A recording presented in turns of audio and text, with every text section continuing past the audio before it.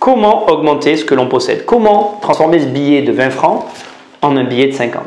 Comment démultiplier ce que l'on a déjà? Je vais te dire de quoi on ne va pas parler dans cette vidéo.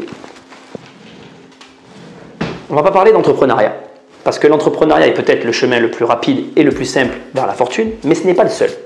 Et ici, on va parler d'immobilier, parce que l'investissement locatif, c'est mon métier. Et en matière d'investissement, tu vas vite te rendre compte qu'il y a autant de possibilités que ce qu'il y a de conseilleurs. Je m'explique. Tu vas aller voir quelqu'un qui va te donner des conseils et il va te dire fais de la location saisonnière, fais de la colocation, achète un immeuble, deviens marchand de biens, n'achète surtout aucun immeuble, n'achète que des petites surfaces. Bref, autant de personnes vont te délivrer autant de conseils différents à tel point que toi, à l'arrivée, tu ne sauras plus où tu en es. Et le truc, c'est que personne n'a tort, mais personne n'a raison. Pourquoi? Parce que la réponse ne se situe pas dans la stratégie que tu vas devoir choisir, mais à un autre niveau beaucoup plus simple. Dans l'immobilier, il y a plusieurs mouvements. Il y a ceux qui vont favoriser le capital et il y a ceux qui vont favoriser les intérêts. Mais ce que tu dois d'abord retenir et qui est essentiel, c'est que dans les deux cas, tu peux faire fortune.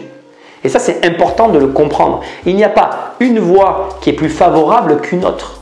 La vérité, c'est que quand quelqu'un t'oriente d'un côté plutôt que d'un autre, c'est qu'il croit plus à un côté plutôt qu'à un autre.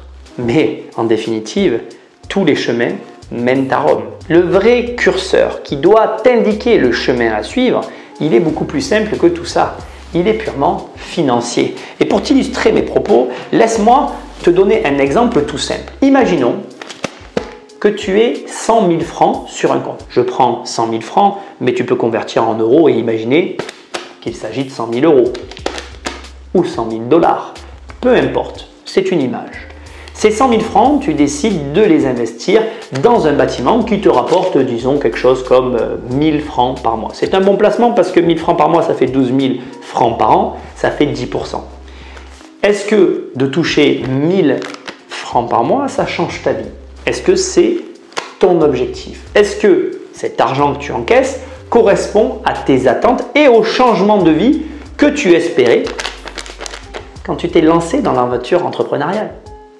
Si la réponse est oui, garde ton placement et je te félicite. Si la réponse est non, augmente le capital. Je t'apprends à avoir 1 million d'euros. Et c'est pour ça. Parce que si ces 100 000 francs deviennent 1 million de francs, tu encaisses 10 000 francs par mois, 120 000 francs par an. Tu convertis toutes ces sommes dans la monnaie que tu veux, ce n'est pas important. Ce que je veux que tu comprennes, c'est que c'est le capital qui influence les intérêts. Et que tant que tu n'as pas ce que tu veux, il faut continuer d'avancer. Il y a une erreur que je ne veux pas que tu fasses, surtout si tu veux démultiplier ton capital. Elle est essentielle. Ne va pas t'imaginer que quand tu vas avoir 1 million dans les mains, tu es riche. Ne va pas t'imaginer que le million que je te mets tout le temps devant le nez est l'objectif. 1 million, ça n'est que le début de l'aventure.